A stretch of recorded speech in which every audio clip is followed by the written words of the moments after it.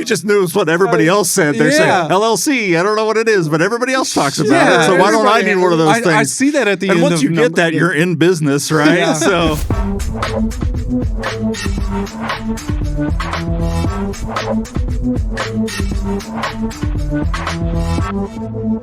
Welcome to the Entrepreneur Experience Podcast, where we talk everything entrepreneurship, and we bring pretty cool guests on the show so we can hear about their amazing journey of entrepreneurship.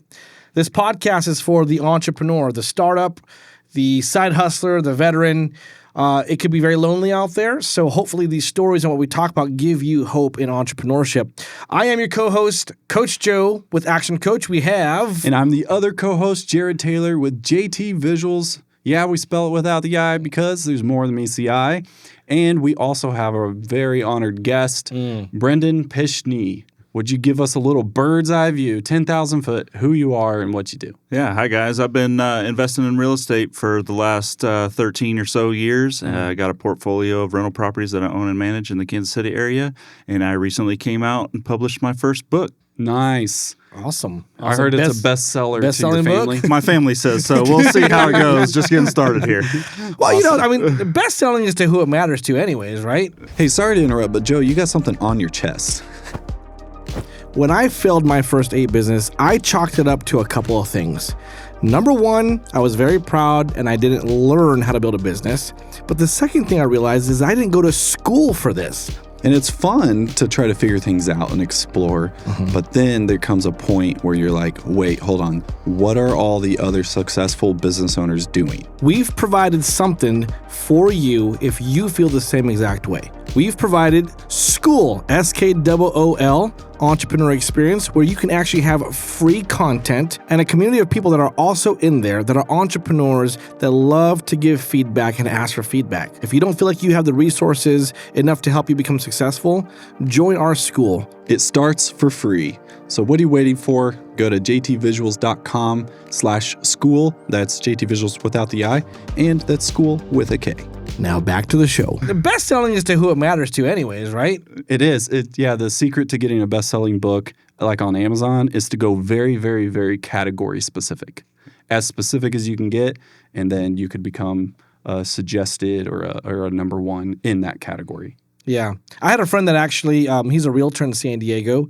He became best-selling, but I figured out his trick, like the little gray area to do that. He's like, hey guys, friends and family, can you just buy this book really quick on Amazon? If I sell this much, I become best-selling. I'm like, oh, that's how they do it. So, but he's a friend. I helped him out. Well, I think it's impressive because there's a lot of people that dream about writing books, but you actually did it. So for one, congratulations. That's awesome. Thank you. You should celebrate if you haven't already.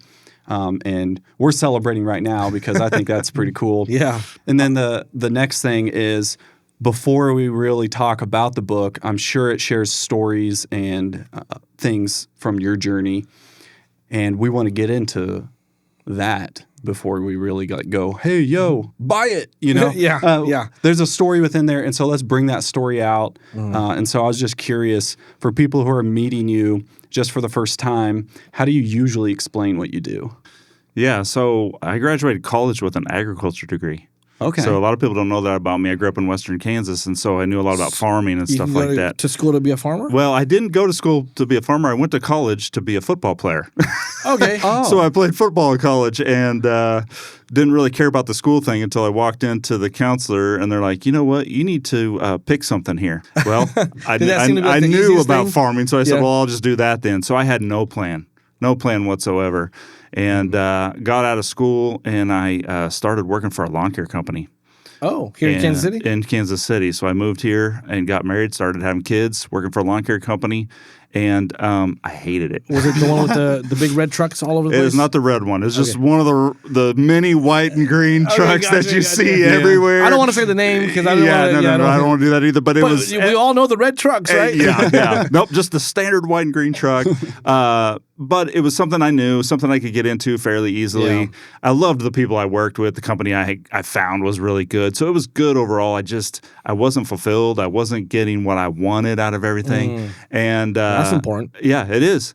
And honestly, some of it was the money. I was not making very much money. And so I was getting my wife through school, but I was coming home and I was hot and tired. And literally all my money was going to the daycare lady. We had 3 kids and I was struggling to just pay for that. And I was like, this is not fun. And made the choice. I tell this story quite often. I said, I asked my wife, I said, can I stay home? And she's like, yeah, sure. But then you have to stay home with the kids. So I actually did that for a couple of years. And wow. I was a stay-at-home dad for 2 or 3 years. In the middle of that, you managed not to go crazy? I got 5 kids, so I'm just trying to put myself in your shoes. Let's say not crazy, but I was really frustrated at times because I had worked hard up to this point, and I was struggling. Yeah. And so then the real estate came because I had tried several things, entrepreneurial things, network marketing, things like that I think are really good. They're personal development. They really help with that. I wasn't finding that ground that I wanted. And literally one day I just said, you know what? I think I can buy a property and just rent it out. So within 2 weeks, I had asked my parents to help me with some financial with that part of it, and went out, hired a real estate agent, and within 2 weeks had a property under contract, and basically just started learning from there. So, wow. Nice. And you mainly invest here in the Kansas City area, right? Yeah. That's awesome. Awesome. That's an interesting story. I love hearing entrepreneurial stories, how people got started, because there's typically always a dissatisfaction or a pain point, right? And I'm pretty sure I didn't hear everything verbally, but I'm kind of putting all the in-betweens together because I had that. So there was extreme dissatisfaction with, when you graduated, you had the kids, what you were making. Yeah. Was there anything pivotal that happened besides just knowing that you didn't make much money, you wanted to stay home? Like there's typically like a tipping point that's been like adding up. Like, do you remember what that is? Yeah, I don't know that it was a pain point. It was a pain season. Okay, well, wow. I could relate to that. It was a pain season of, I loved life. I loved my family. I loved all that. But I came home, and I think what I was noticing in myself was I was unhappy. And that unhappiness was leading into, I'm not treating the people around me the way that I want to treat them. Okay. I was coming home. I think people, my wife noticed that I was not... How vocal was she about it? Not that bad, but I think she could just tell. And she was like, she's the very positive person, and I was like always kind of draining everybody down, and I could feel that. And so that part of me was probably what encouraged me to go. I do tell people all the time, I call it take a leap. And that's what I'm so proud of what I did was I didn't wait around and go, let me think about this for a while. Gotcha. I literally jumped right in, and then we figured it out as it went along, So. Yeah. That's just like what you always say. Figure it out. You jump out of an airplane and you have to build the parachute on the way down. Yeah, it's like that. Like you jump out of an airplane and you're trying to strap the parachute on at the same time. That's entrepreneurship, and the best definition I can say it. So you did it, and within 2 weeks you had your first property. Yeah. What was the point? Was that the point where you were financially set free, or at least more or enough to go full time? Absolutely not. I mean, anything about rentals is they are not get rich quick. Nothing like that is, and I think things that last aren't get rich quick like that. So it took some time, and it was slow steps. I actually started rehabbing properties, so flipping properties, and so you did that in between some of to kind of make those, some and that chunks. was kind of how do you build some capital to go buy more properties and things like that. So that was more of like the sustaining factor to go take that next step, and then as you build up some rental properties and stuff, then some of that financial stuff starts coming in. So did you always do it through cash flow? We did it through being creative, so buying things creative, like doing some seller financing. Self-financing. Yeah, buying way under market, rehabbing them, fixing them up, then refinancing back out. Like I said, probably the best thing was doing some flips and then doing decent on those, and then using that money instead of using it and spending it, reinvesting it back into more properties. Have you heard of the BRRRR method? Yep. What's that? What is it? Buy, rehab, refinance. Buy, rehab, rent, refinance, repeat. Basically. Yep. Yeah. You said so it. the concept is you buy a house way, way under what it's supposed to be, with the hopes that if you put some rehab into it, there's an after repair value, right? And I know this because I do the same thing. Sure. Then when you buy it for a certain amount, you repair it, there should be a large gap between what you've put into it and versus what it's worth right now. You put a renter in there, and most times you need 3 to 6 months for it to like mature. Yeah, and then they call it season. Sure, and then you refinance it, and with the hopes of pulling everything out, if not more. Yeah. And because you're borrowing against it, you pay 0 taxes on that, and then you take that money and reinvest into another property. Yeah. And I also heard too, this is what I try to do, is when I do that, I try to make my mortgage and the rent that I'm getting paid to have a gap of positive $400, hopefully, right? Yeah. So if I have 10 of them, that's $4,000. Right. Right? Okay. That now we're cash flowing, and then we just kind of repeat that. Yeah, and that's a good target. And I talk about in my book, kind of my sophisticated formula is find the cash flow that you can live with. Okay. You know, because it might depend on per person. So for you, it might be $400. For somebody else, it might be more. For somebody else, they might not need that much, if any, because there's other benefits to rental properties besides just the cash flow. And so it has to be something you live with. But yeah, the BRRRR strategy is great. I kind of feel like I was maybe doing that somewhat before that was a term. Maybe right before it was a term. And kind of did it on a slower scale. Like we weren't rehabbing them and then immediately refinancing. But then years later down the road, as that equity is building up, then I'm refinancing that back out, investing that into more properties. Yeah. So. I think the frequency on how fast you do that just depends on like how fast you need this to actually cash flow for you and all that. So and the challenge is finding that lending and things. You know, as entrepreneurs, we don't have those W-2 jobs. Well, what do banks like? They really like W-2 jobs. Oh yeah, and so that industry changes quite a bit. So what you can do today may not have been able to do 10 years ago, and what you can do today we may not be able to do 10 years from now. So it's kind of like how can you pivot into that to find something that helps you grow. Yeah. They actually have these loans now called DSCR loans. Are you familiar with that? Where they approve you, obviously your credit, and then like how much rent you can actually get. Like so if the market says you can get $1,500 in rent, and what they approve you for, the rent's the mortgage is gonna be $1,000, then they'll approve you like that because there's a gap. See, they've done that in commercial properties for years and years and years. They finally just scaled that into like the residential. I use that all the time. So now it's based more on not so much the borrower, it's more on the asset you're actually buying, which, man, that totally makes sense. It changes the whole thing. Yeah. Cool. So that's where you started, and that was kind of the roll into more than your first property. Yeah. Where are you now? So I currently own 17 properties, all in the suburbs of Kansas City, mainly Kansas. Only Kansas. Only because one of my strategies is I call it buying in your own backyard. So especially if you're managing your own properties, I tend to like to stay within about 20, 25 minutes of where I actually live. That drive becomes cumbersome. It becomes hard. Yeah. You know, I know a lot of people that go farther than that, or maybe they have managed properties. You can buy things out of state and things like that. That's just not my strategy. My strategy is to buy close by. I know these communities. I live in these communities. I want to make them better, and that's kind of how I do that. So. What kind of properties do you stick to? So this is a mixture of single-family homes, duplexes, some condos, kind of scattered all over. Yeah, that's cool. So you're pretty much looking for an area that's rentable, like people actually want to rent in those areas, right? Yeah, I'm in areas where I feel like appreciation is higher. So, you know, if you buy in areas where there's less appreciation, typically you're wanting to buy where there's more cash flow. Yeah. So if your goal is to get to a place where you're financially free a little quicker, or that's your main goal is just to replace like some W-2 income, you want to do that, I would focus on some of those areas that maybe you can get some better cash flow are. Typically those are a little bit more risky, maybe just not as nice.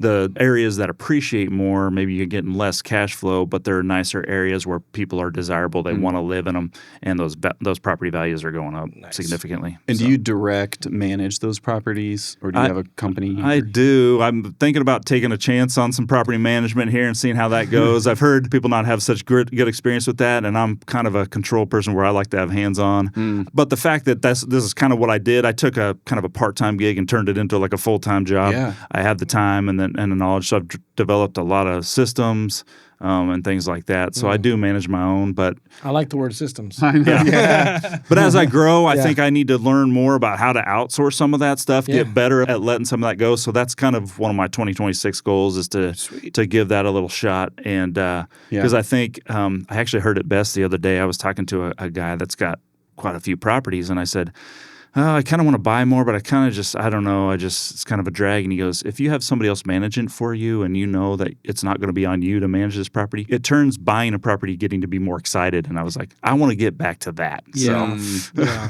Yeah. I think I made the decision early on to have somebody manage my own properties because my wife's dad used to do exactly what you did, like buy and hold and flip. And I was the one managing his properties and I hated it. Like calls at late at night, emergency calls, flood, this, that. Yeah. Yeah. So I was like, if I'm going to be an entrepreneur and I need to focus my focus on coaching, I cannot get these late night calls or these random calls. And I remember one time I was having dinner with my wife, like very good moment. And then we got a call.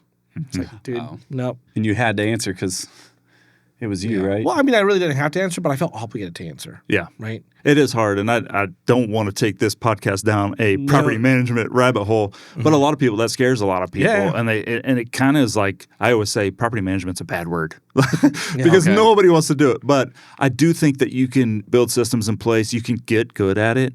I was not good in the beginning because I did what you did, and I kind of let it rule me.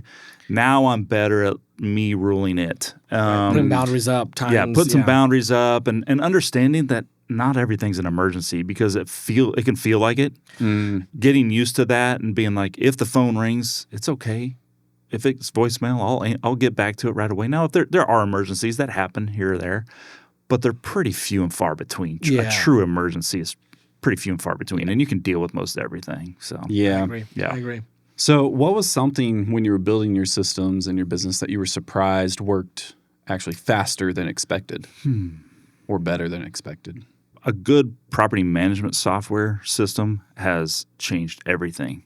Before that, when I was trying to do things on paper and things like that, it was almost impossible. So if you really want to grow, I use a property management software called Buildium. I don't care to endorse them necessarily because there's a lot of if they want to pay for this episode, we're cool. There you go. If you want to reach out, it actually is a really good system. It's for larger property management companies and things, but I use it for mine as well. So it might be overkill for some people, but there's so much technology, so many apps, so many things out there that will save your life when you're managing properties. You can not only that, but the residents like it because they can have a portal where they can pay their rent, they can put maintenance requests in, all that. So that's one thing for sure that kind of helped with that. That's pretty cool. Yeah. So given where you are now, what's one thing that you didn't understand before that you do know now? If you were to go back and communicate with your past self, maybe that moment right before going to ask for financing with your parents to be able to start your first property, maybe like right after that, what would you tell that past self? Or maybe there's a better moment. Yeah, I don't know if there's a moment. I think I learned over time that I'm capable of a lot more than I ever thought I was capable of. I'm in some groups. I'm well known in the industry now. And if you would have asked me that 10 years ago, I would have said there's no way. Even just sitting here feels kind of weird to me. So I don't know if that answers exactly what you were. No, you said I don't have a moment in there and that I can reflect back on. Well, that was good. You were talking about your capacity stretched, really, and you learned something about your character that you are more capable than you thought in the past. So that certainly answers the question, and that's a good conclusion to that. I heard the same thing, that you found out that you're capable of doing way more, but you learned that. So I think I'm on the same boat. Like, if I go back to 10 years ago when I finally started my first successful business, that I can go further than I thought at that moment. Because I was so insecure. I have failed my first 8 businesses. And this was like the last chance my wife gave me before I might not even see her anymore, right? So I kind of felt that way. So I was like, well, I'm about to jump off another cliff. And if I could tell myself, hey, this one's actually going to work, I probably would have went even further. Maybe it's a good thing I didn't know that. I don't know, because I tend to go crazy when I go crazy. I talked about, I was so unhappy before I got into this, and now there's that passion that I didn't know this was even out there, and I didn't know that this was truly where God wanted me to be, and I had never been there before. And so that's part of what I write about in my book too, as part of the title even is help you find a passion, whether that's real estate or anything else. It's finding something you truly believe in, truly want to do. And there's tough times. There's tough days. There's disappointments. I may not have failed at like a business, but you fail all the time, right? Absolutely, and you make mistakes, and then you go, okay, how can I do this better? But if you're passionate about it, that's what helps you overcome. Yeah, I agree. I agree with that. sometimes your passion is to do something, and the business is a vehicle to get you there too. So you end up becoming passionate about making it work so that you can accomplish what you want to in life. When I was home with my kids, my biggest struggle was identity. I mean, being a dad, being a husband is the two most valuable things I think that us as men can do on this earth. Yeah. But man, I was struggling with like, is this why I'm here? This is it? There's got to be something else. And so your identity doesn't have to be tied to your work, but when it is work that you care about, that really helps. Yeah. So. I think I can relate to that. Yeah, my masculine side says I do need to provide. And if I feel like I'm not sitting there providing in the way I understand, it's a very insecure feeling. Yeah. You know, my wife tells me too, like, she's like, if I don't feel like I can do X, Y, Z as my feminine wants to, then there's an insecure feeling around that too. Yeah. So I could definitely understand that. Yeah, I totally relate to a lot of parts of your story too. Yeah. Because I myself didn't think that I was capable to even start a business, even to apply for an LLC. I didn't even think I was like that confident to go ahead and even write in the application for it. Like I didn't even know LLC, what that really was. Yeah. Like I just knew you had to kind of register. Like I told you to do it. Right. Yeah. You just knew what everybody else said. They're saying LLC. I don't know what it is, but everybody else talks about it. So why don't I need one of those things? I see that at the end. And once you get that, you're in business, right? Yeah. So. And I came from. I was the stay-at-home dad for 1 or 2 years. Yeah. Now I have 3 kids now, but at the time I had 1. Yeah. And then we moved to Africa, and we were missionaries over there. That's when I learned I was way more capable than I thought, because that was very difficult. I learned stick shift. Yeah. And Did you drive on the opposite side? No, okay. Actually, we we were on the same side because it was cool. a French-occupied company. Oh, French, okay. Country.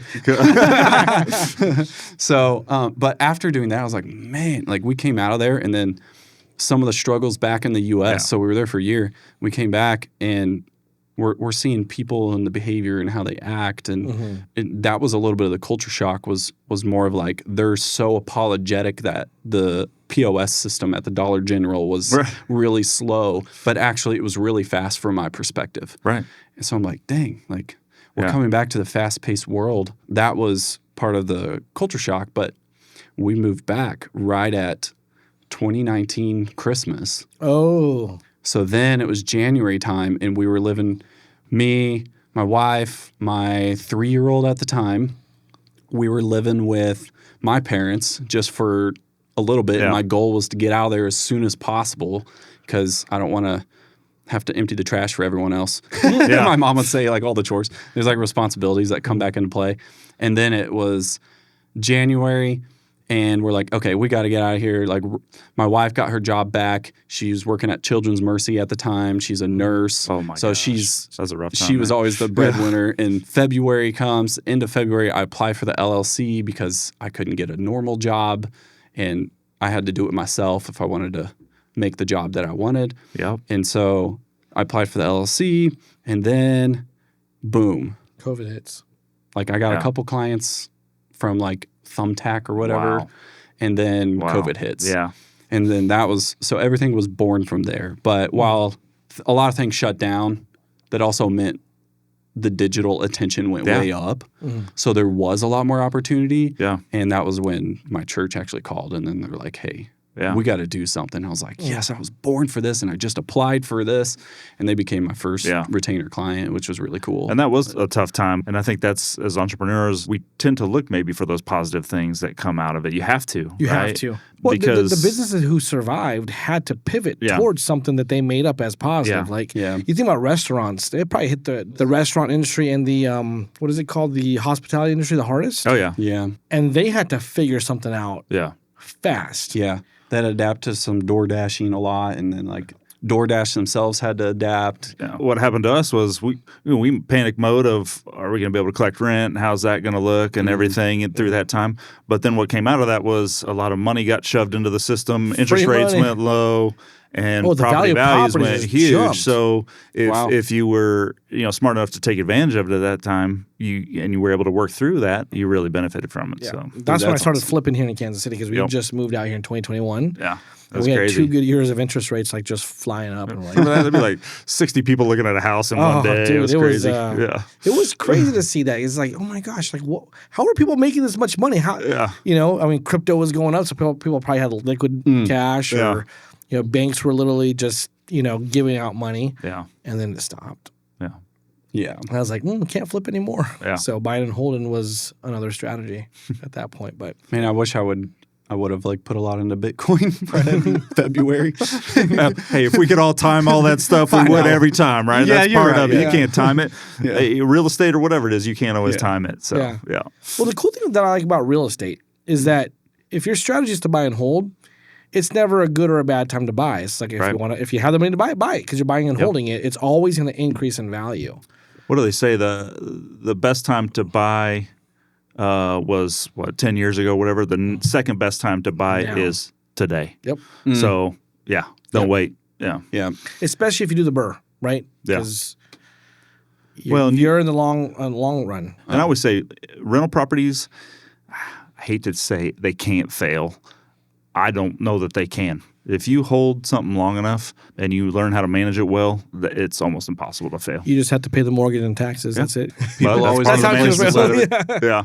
Yeah, people always need a place to live. My Yeah. grandpa did something at a much smaller scale. He always said, "We turn trailer trash into trailer cash." Yeah. But yeah, and then I get like so inspired by the movie The Founder from McDonald's. Oh, and yeah. all that, Ray like Kroc. the story behind there, and I'm like, I think if I get into real estate when I'm ready to invest at higher levels, Yeah. is I want to own the property, Yeah. like the actual land. Well, so much But- stuff ties back to real estate. If you look at the success of different things, and a lot of times it ties back some way or another to Well, the ground it sits on, Yeah. McDonald's makes all their money, or the majority of their money, through the real estate that they own. Because Yeah. they own the lot, they own the property, they own the building. That's how he got control over the franchises again. Yeah. Was he bought the land they were on? Remember that part where he was selling franchises and people started selling different things? Yeah. And he was like, dang. And so I think somebody at the bank just said, if you own the property, you own the franchise. Gotcha. And so Ray was like, so that's how he did it. He bought the properties, and then he's like, well, if you don't sell my stuff, you're out. Whether it was the right way or not, it was still a move, and it was a powerful move. But He did something right. Yeah. I don't even like McDonald's, and I still and they're stop there and still eat around, right? Still serving the same burgers and Yeah. whatever. Yeah. He So- has that like you got to be an a-hole kind of mentality. Yeah. Yeah. Ray Kroc. But anyway, so we like to ask this a lot whenever we have people on the Entrepreneur Experience podcast: is how do you define success? That's a tough one. I might have to pass on that. No, give me a Sorry, this minute. is not the type of I can't skip. Well, those are hard challenges because I think success it's so personal. I actually talked about this with some people the other day. Is that I might be able to define success, but that might be what it means for me. That may be totally different for somebody else. What their idea of success or what they need in their life might be totally different. For me, it's to be the best husband and father I can be. At this point, I do have a number in mind of rental properties, but that seems to change. So I don't know that I'm going to label that success because in my mind, I'm already kind of on the way there. Yeah. Can I take a wild guess at what number that is? Oh, man, I don't think you'll be able to, but go ahead because it's probably less than what you think. 26. Oh, well, I'm trying to understand who you are based off of this short conversation. Under 30? Under 30, for sure. 25. I'm 20. 20. Okay. So, and I don't like it to use units because Doors. I think Doors, right? Doors, Yeah. right? Yeah. Because Okay. the challenge with that is somebody might have triple the number of doors you are, but if they're not, it might be half as much value. Yeah. So I don't use the number of doors, although that is a good goal. And Well, do you do for me, doors at, 20 like, 20 a certain- doors would give me everything I'd ever need. Yeah. So, yeah. Do you mind if I ask you, what do you typically cash flow per door? That varies so much because, like, some properties I don't have a mortgage on. Some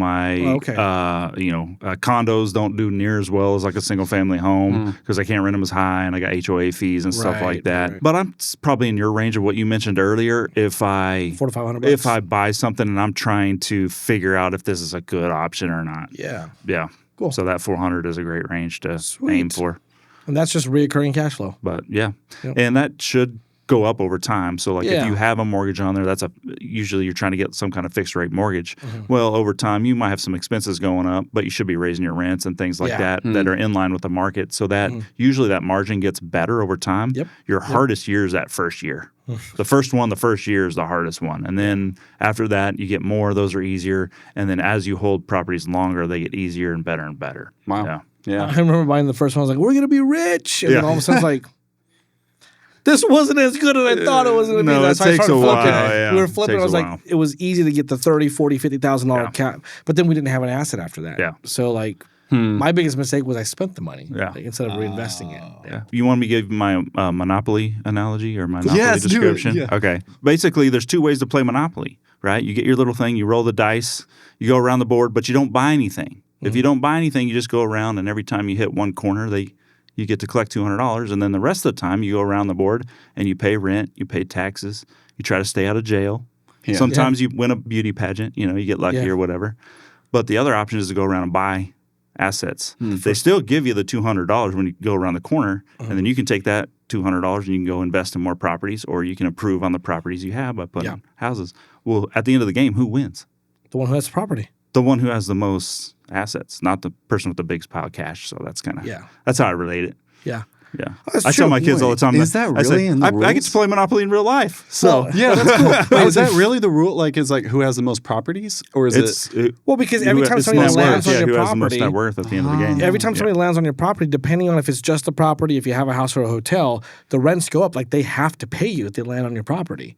Yeah. So if you own the majority of the board, the odds of people landing on your property will be higher, and you're collecting rent. And if you remember those little cards, they have a value on the back. That property's worth the number of value. If it's got this many houses on it, it's this much value. If it's got a hotel, it's this much value. Yeah. That value is way higher than what you could ever get in the bank. Dude, Monopoly's a fun game. I wish we could play it more. You just buy. You play with my wife. The least amount of money you can keep over one time, as possible. Like, if you have any money, spend it if you can on a property. Get a property. I got the properties, the railroads, all that kind of stuff. Railroads. And then my wife is also smart too. She did that, and we were playing with our little kids.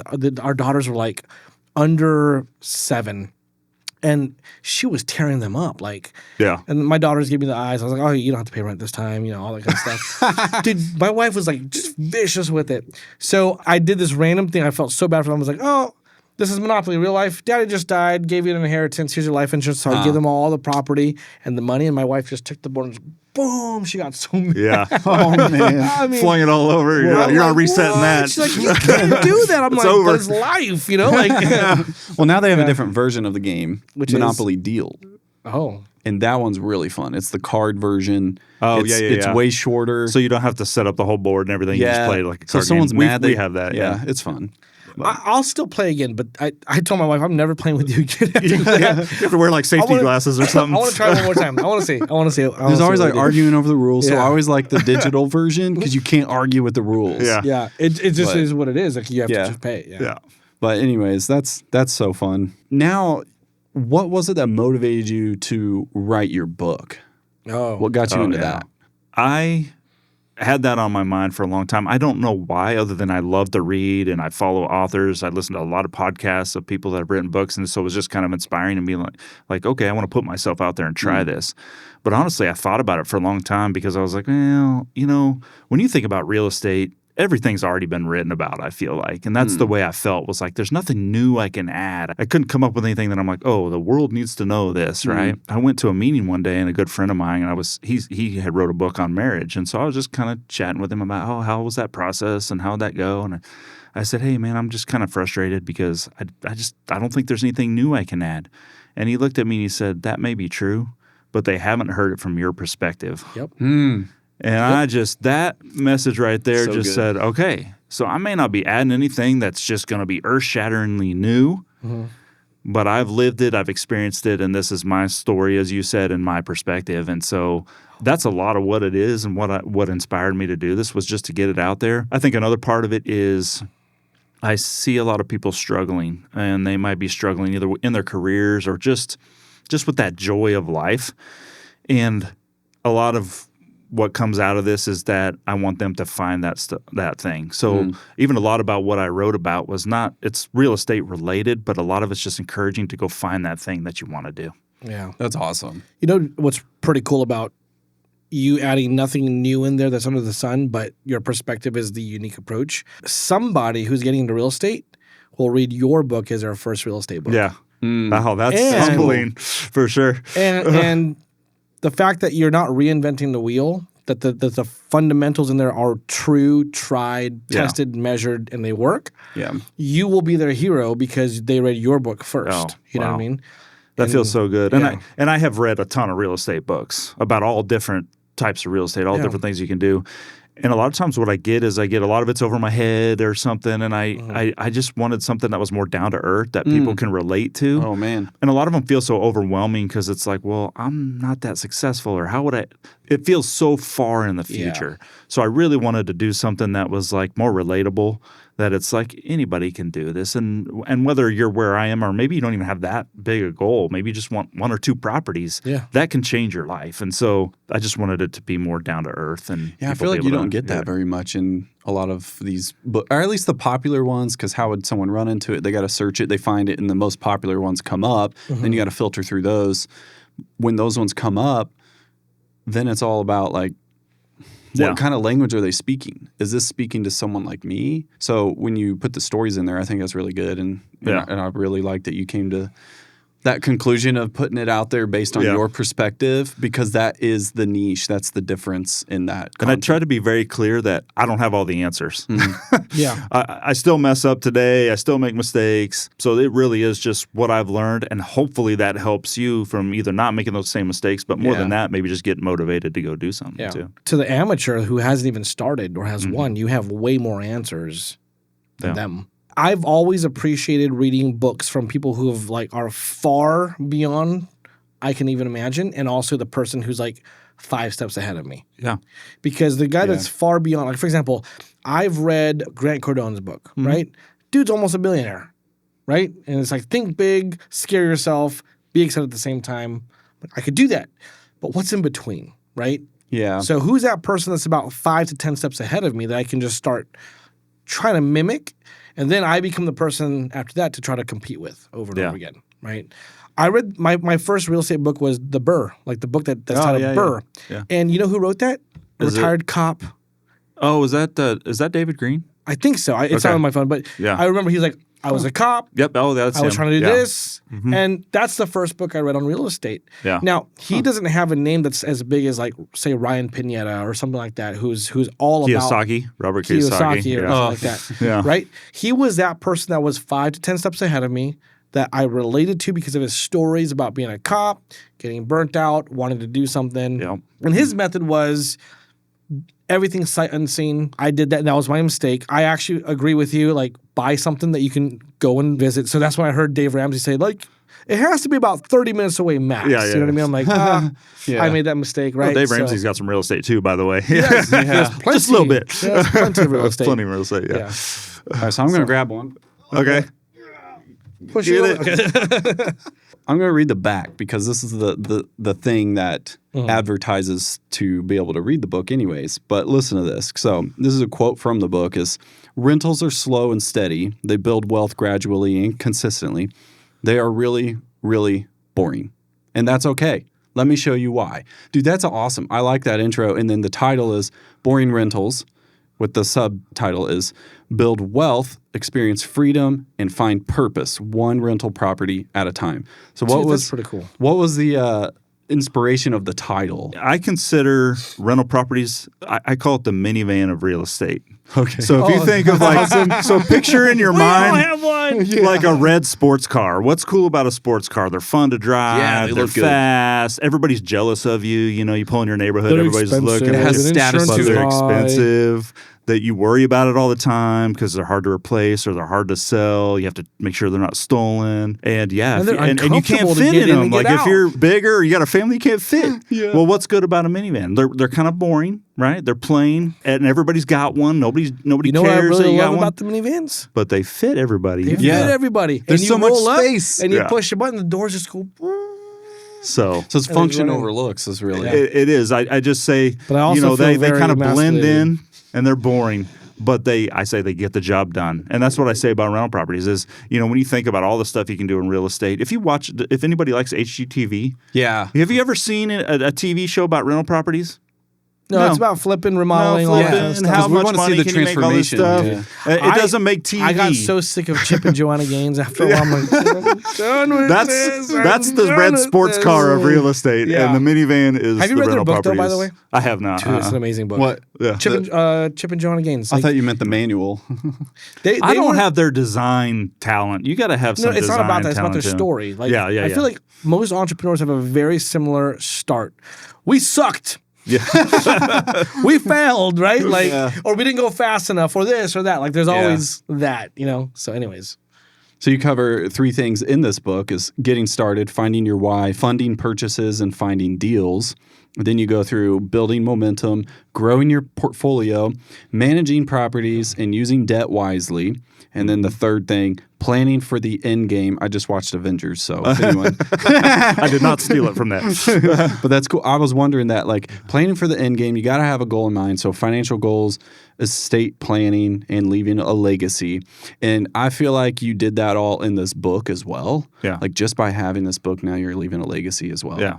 So that's really cool. Guys, I highly suggest going to find this book, share this podcast, give Brendon a follow. Where can we find you? Are you on any platforms? I'm not like the most social media platform person, but I am on Facebook. I know somebody who can help you with that. Yeah, and I might have to get some help. I know there's some resources around here that can do that. In this room. Yeah, but the book's available on Amazon, so very easy. If you type in boring rentals on Amazon, it will pop up. It's on a Kindle version as well.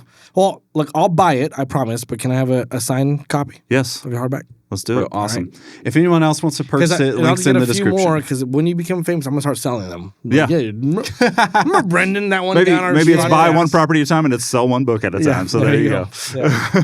And in fact, if anyone wants to buy 7 books, we'll give you one for free. If you buy 7 to give to your friends. Yeah.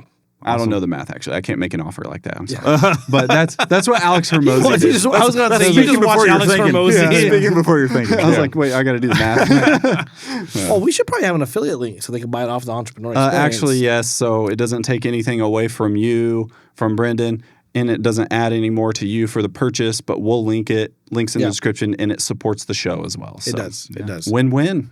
That's the offer. Yeah. So, Brendon, thank you so much for being here. Yeah, thanks for having me. It was fun. No. I relate to you on the real estate side of things, and maybe what we'll do is you can come on my podcast and we just talk just real estate. Like I nerd out about that stuff. I'd love that. This is fun. Yeah. This is really fun. But either way, thank you for being an entrepreneur. Thank you for making a difference in the community. I feel like as an entrepreneur, we don't give ourselves enough credit that's needed. You know, we change lives, we leave legacies, we take the risk because other people are not willing to do that. So I really want to thank you for doing that because I honestly feel as a business coach, more and more entrepreneurs need to give themselves credit for what they're doing. Yeah. So thank you. I really appreciate that you do that for this community. Thanks for having me. Yeah. Awesome. If you like this content, make sure you subscribe and smash the whatever bell so that you can see this thing and more stuff going on. You know what I'm talking about. We want to thank you so much for watching the episode, and I really hope and pray that you got something out of this. And hey, if it's real estate, get started. It's boring, but money that comes from a boring source is actually decent and good money. Yeah. So it works. Yep, it works. But it works. Yeah. Stay strong, y'all. And keep on keeping on. And make sure you stay boring.